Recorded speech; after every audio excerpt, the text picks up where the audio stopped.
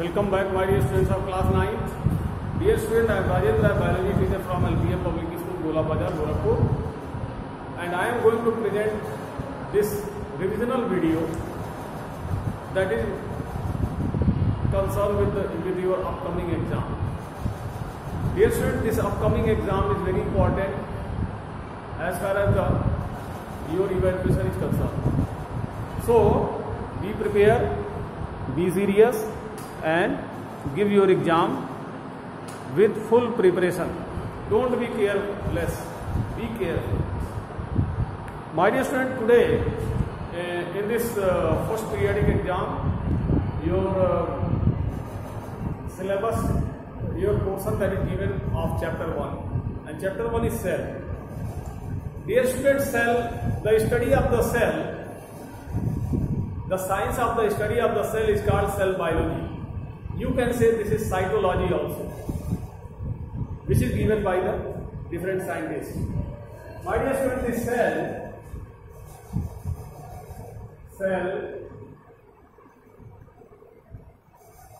the fundamental unit of life, the fundamental unit of life.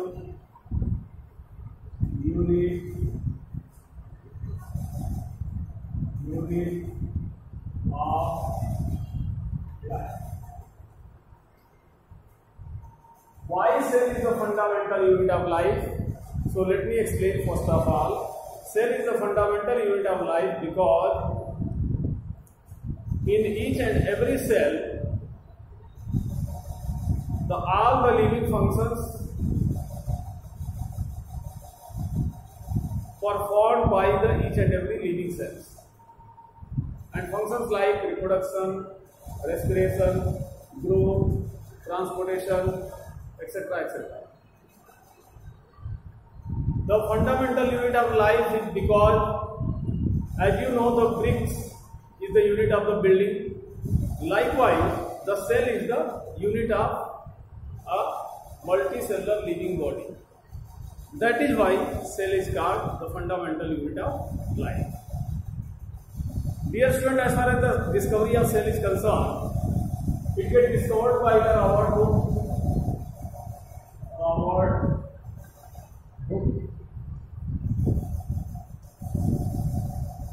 Robert Hooke in 1665. With the help of a simple microscope that he designed to observe the structure, small structure. And he saw, first of all, a structure that is just like a honeycomb. In a cut piece of food, he saw this honeycomb-like structure, and he told this structure is a small compartment,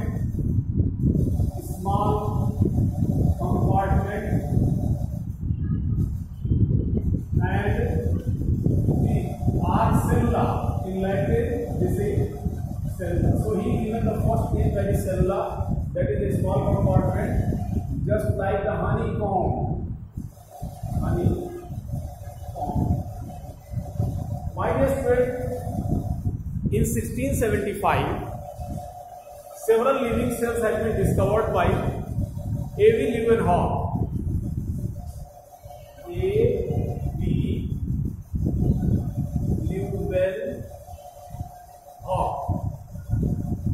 Leeuwenhoek discovered in 1675 compound microscope,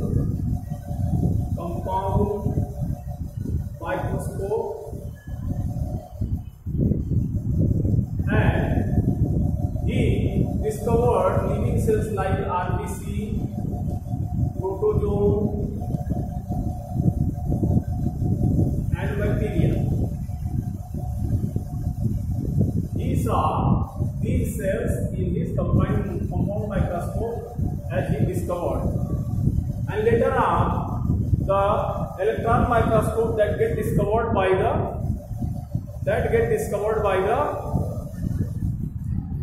Knoll and Ruska. Knoll and Ruska. KNOLL and Ruska. So this electron microscope,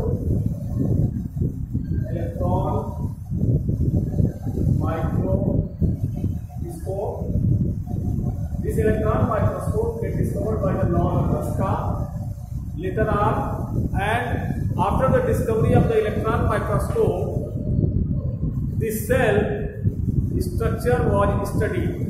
The complete cell structure was studied as follows.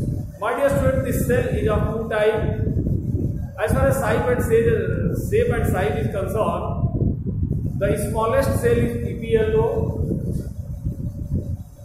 Smallest, that is PPLO, and largest, that is ostrich egg. So my question, the egg is the cell. Egg is just like a cell. So ostrich egg is the larger cell, while smallest cell is the PPLO. Different shape and sizes of cells are present in the different living body, like elongated,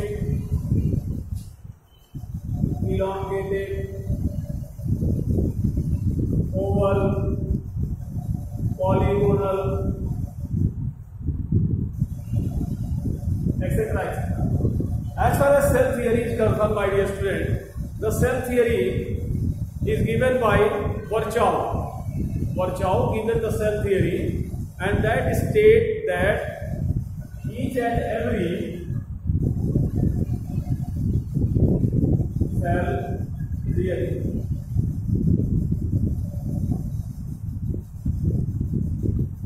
Virchow, he said that each cells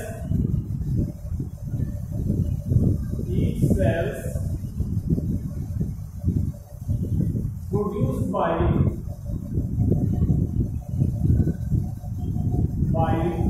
their pre-existing forms.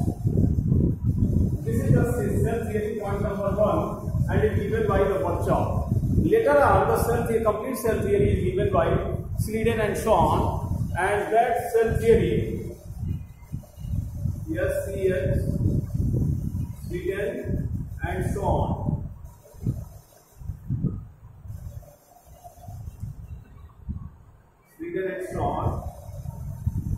and that stated that cell is the fundamental unit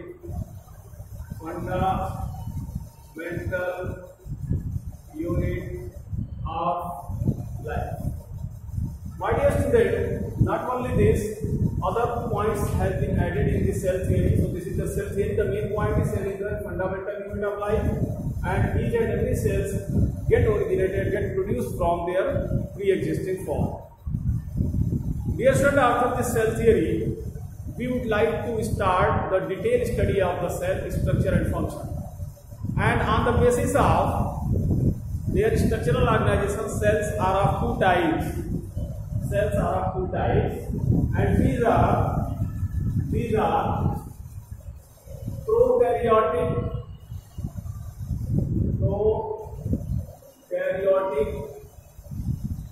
and prokaryotic cells are just like this.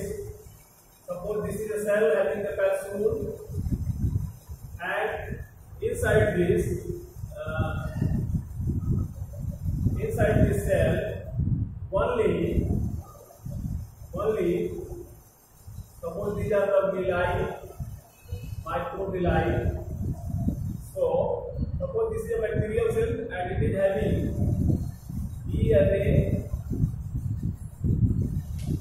and cytoplasm here. This is DNA or nucleic acid.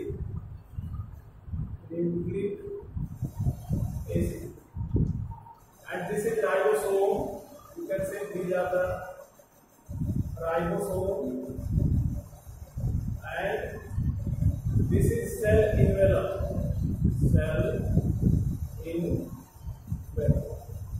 My dear students, these are the prokaryotes. prokaryotic cells. And as far as the eukaryotic, this is the section A. Cells are of two types, prokaryotic and eukaryotic. So this is the prokaryotic cells. And now you will study about the eukaryotic cells. Eukaryotic cells. Eukaryotic cells. And these eukaryotic cells are the complete cells, while the prokaryotic cells are the incomplete cells. Prokaryotic cells are having only one cell organ, that is ribosome. No nucleus, no other cell organs are present, only nucleic acid is present in the cytoplasm and cell envelope is present in the surrounding.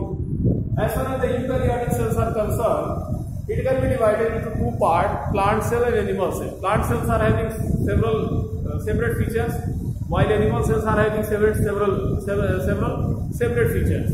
So you have to study, if you will study the plant cell structure and function, then definitely you will be able to study the animal cell.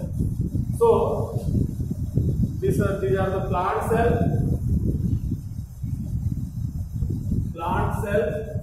and second, that is the animal cell. So my dear student, in the plant cell, the first of all, the cell wall is formed around the cell. The cell wall is formed around the cell. This is the cell wall. This is the cell wall, and this cell wall is formed around the cell.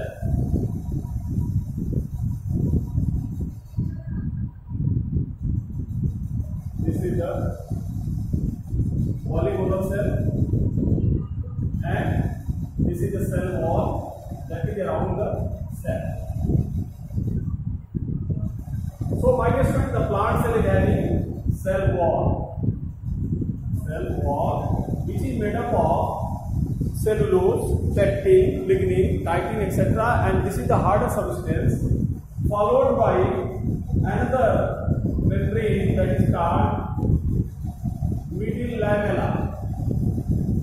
This is middle lamella.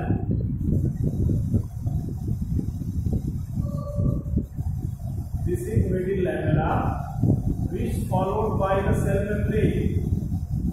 This is middle lamella followed by the cell membrane.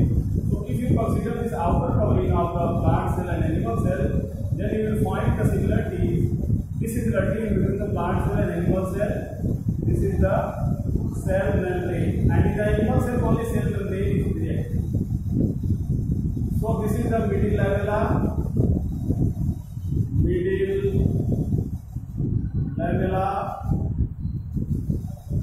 This is the cell membrane.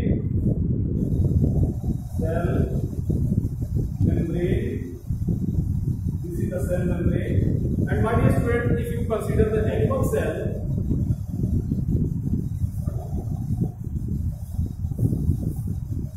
the structure of the animal cell, then see this. This is the cell membrane. And as far as the animal cell is concerned, this is the animal cell.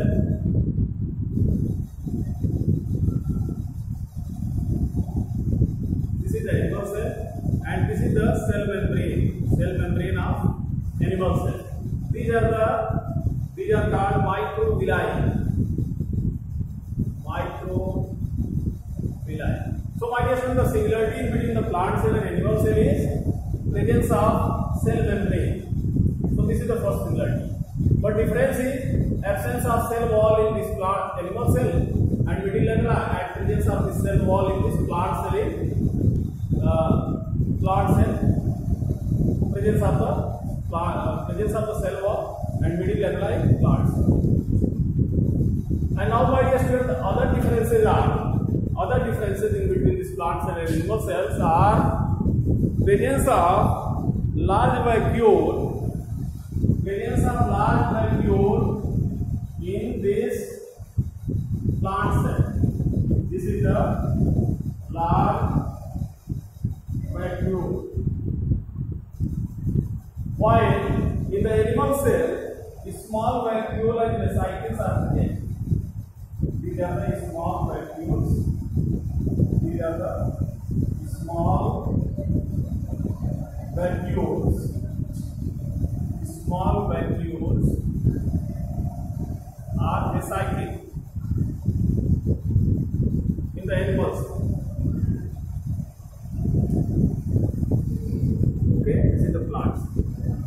So dear student, other differences are found in the plant cell as well as in the animal cells are presence of plastid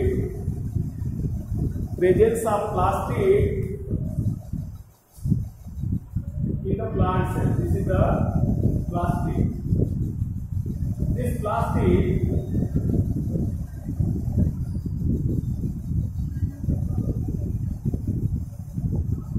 This plastid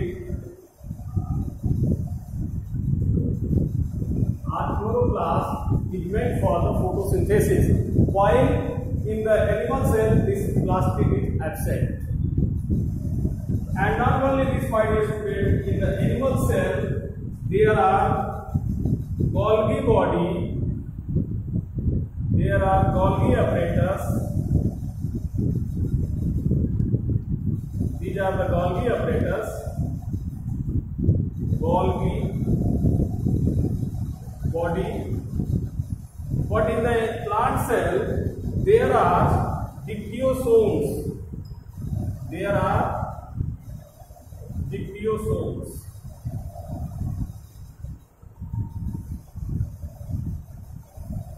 Dictyosomes. So this is another difference in between plant cell and animal cell. The function of the large vacuole is to contain the enzymes and water which is excess in the cell. Enzyme and water that is filled in this large vacuole, and whenever it is required, it will be provided to cell. The function of this plastic is to perform the process of photosynthesis, and the function of this Golgi body and dictyosome is to